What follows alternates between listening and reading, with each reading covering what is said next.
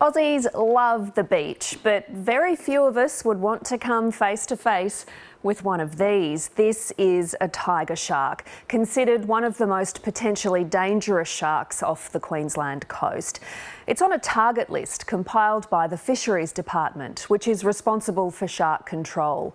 Bull whalers and great white sharks also make the list. These are species that have been associated with unprovoked bites causing serious injury or death. Having said that, attacks are quite rare. According to the Australian Shark Incident Database, there have been 5 fatalities off the Queensland coast in the last decade. The Fisheries Department credits a network of shark nets and drum lines with helping keep us safe. The first shark net went in more than half a century ago. Now 86 Queensland beaches have them, from Cairns in the north to Coolangatta in the south. The nets are set parallel to the beach, about 300 metres offshore. They're up to 186 metres long, 6 metres deep, and they're anchored to the sea floor. But they don't provide 100% protection. Sharks can still swim around them. Drum lines are baited hooks that catch actively feeding sharks.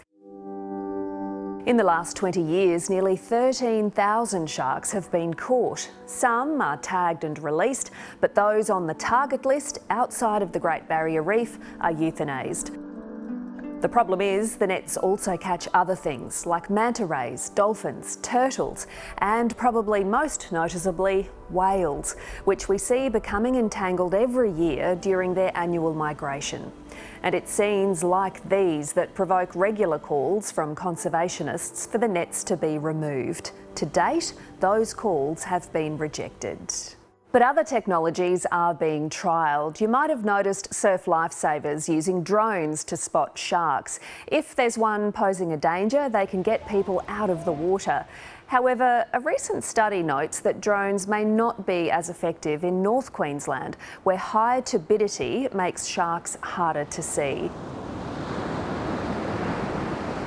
On the plus side, the environmental impact of drones is substantially less. During a year-long trial, nothing died because of a drone. But during that same trial period, 19 non-target animals were caught in nets and drum lines, and most died, including endangered loggerhead and leatherback turtles. Another type of technology being tested is drum lines that have been fitted with a satellite unit. An alert is triggered when anything is caught, and a contractor comes to free the animal. Is it working? Well, these are the results so far. Of the 92 sharks caught on satellite-fitted drum lines off the Capricorn coast, 68 were released alive. By comparison, traditional drum lines captured 168 sharks and just 41 survived.